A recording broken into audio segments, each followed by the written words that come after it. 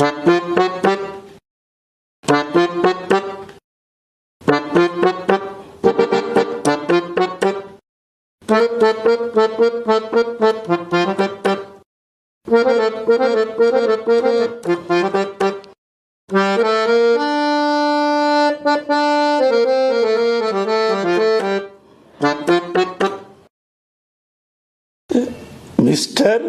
ತಮಿಳು ಹಾಸನ್, ನಮಸ್ಕಾರ. ನೀವು ಮಿಸ್ಟರ್ ತಮಿಳು ಹಾಸನ್ ಅಂತ ಹೆಸರು ಬದಲಾಯಿಸ್ಕೊಳ್ಳಿ ಅಂತ ಹೇಳಿ ಸಾರ್ ಅಂತ ನಮ್ಮ ಮ್ಯೂಸಿಕ್ ಸ್ಕೂಲ್ ಸ್ಟೂಡೆಂಟ್ಸು ನಿಮಗೆ ರಿಕ್ವೆಸ್ಟ್ ಮಾಡಿದ್ದಾರೆ. ಮಿಸ್ಟರ್ ತಮಿಳು ಹಾಸನ್ ನೋಡಿ, ಮಾತು ಮನೆ ಕೆಡಿಸ್ತು, ತೂತು ಒಲೆ ಕೆಡಿಸ್ತು ಅಂತ ನಮ್ಮ ಕಡೆ ಒಂದು ಗಾದೆ ಇದೆ. ಮಾತು ಎಷ್ಟು ತೊಂದರೆ ಕೊಡುತ್ತೆ ನೋಡಿ. ಚೆನ್ನೈನ CM ಸ್ಟಾಲಿನ್ ಅವರು ಇಡೀ ದಕ್ಷಿಣ ಭಾರತವನ್ನು ಒಂದುಗೂಡಿಸ್ಬೇಕು ಅನ್ನುವ ಆಸೆಯನ್ನು ವ್ಯಕ್ತಪಡಿಸ್ತಾ ಇದ್ದಾರೆ, ಕನಸು ಕಟ್ತಿದ್ದಾರೆ. ತೆಂಕಣವನ್ನು ಕಟ್ಟಬೇಕು ಅನ್ನೋದು ಅವರ ಕನಸು.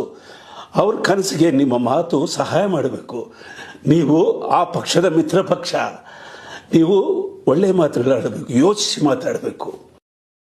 ನೋಡಿ, ನಾವು ಕನ್ನಡಿಗರು ಭಾಷಾ ಪ್ರಿಯರು, ಭಾಷಾಂಧತೆ ನಮಗಿಲ್ಲ.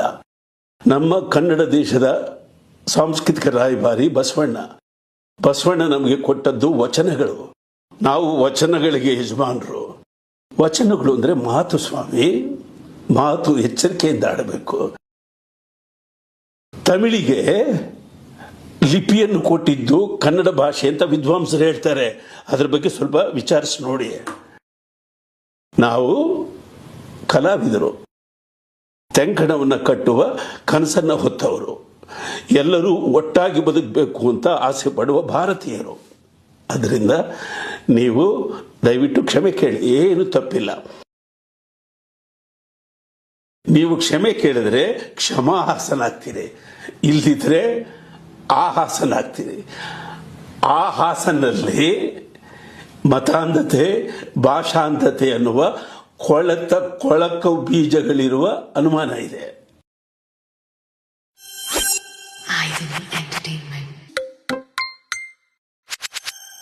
ಎಲ್ರಿಗೂ ನಮಸ್ಕಾರ.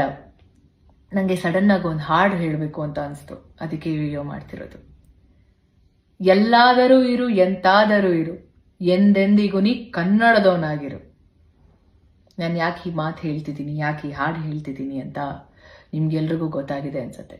ಕನ್ನಡ, ಕರ್ನಾಟಕ ಅಂತ ಬಂದ್ರೆ ಪ್ರತಿಯೊಬ್ಬ ಕನ್ನಡಿಗನಿಗೂ ಇಟ್ಸ್ ಅನ್ ಇಮೋಷನ್. ಹಾಗೇನೆ ನಮ್ಮ ಭಾಷೆ ಬಗ್ಗೆ, ನಮ್ಮ ಕನ್ನಡ ಭಾಷೆ ಬಗ್ಗೆ ಯಾರಾದ್ರೂ ಒಬ್ರು ಟೀಕೆ ಮಾಡ್ತಿದ್ದಾರೆ ಅಂತ ಅಂದಾಗ ಸುಮ್ಮನೆ ಅಂತೂ ಕೂರಕ್ಕಾಗಲ್ಲ ಅಲ್ವಾ.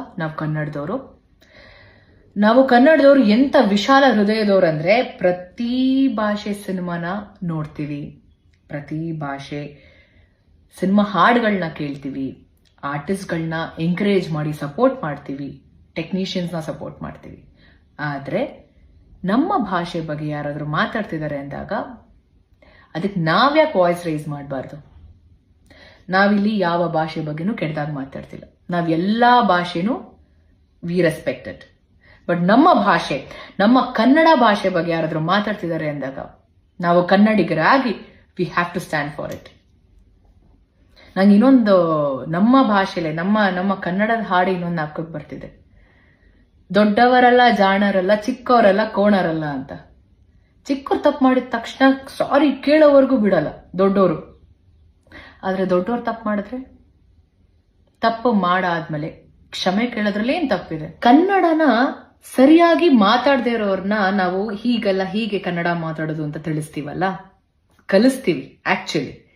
ಇನ್ನ ಕನ್ನಡ ಭಾಷೆ ಬಗ್ಗೆ ತಪ್ಪಾಗಿ ಮಾತಾಡೋರ್ನ ಏನಂತ ಹೇಳೋಣ? ನವೆಂಬರ್ 1ನೇ ತಾರೀಕು ಕನ್ನಡ ರಾಜ್ಯೋತ್ಸವ ಸೆಲೆಬ್ರೇಟ್ ಮಾಡ್ತೀವಿ. ನಾವ್ ಎಲ್ರೂ ಸಹ ಪ್ರತಿಯೊಬ್ಬ ಕನ್ನಡಿಗ ಅವರವರ ಸೋಷಿಯಲ್ ಮೀಡಿಯಾ ಪ್ಲಾಟ್ಫಾರ್ಮ್ ಅಲ್ಲಿ ಅವರವರ ಪ್ರೀತಿನ, ಅವರ ಅಭಿಮಾನನ ತುಂಬಾ ಚೆನ್ನಾಗಿ ವ್ಯಕ್ತಪಡಿಸ್ತೀವಿ. ಇವಾಗ ನಮ್ಮ ಭಾಷೆನ, ನಮ್ಮ ಭಾಷೆ ಮೇಲೆ ಇರುವಂತ ಪ್ರೀತಿ, ನಮ್ಮ ಭಾಷೆ ಮೇಲೆ ಇರುವಂತ ಗೌರವನ ನಾವು ತಿಳಿಸೋಣ. ಏನಂತೀರಾ?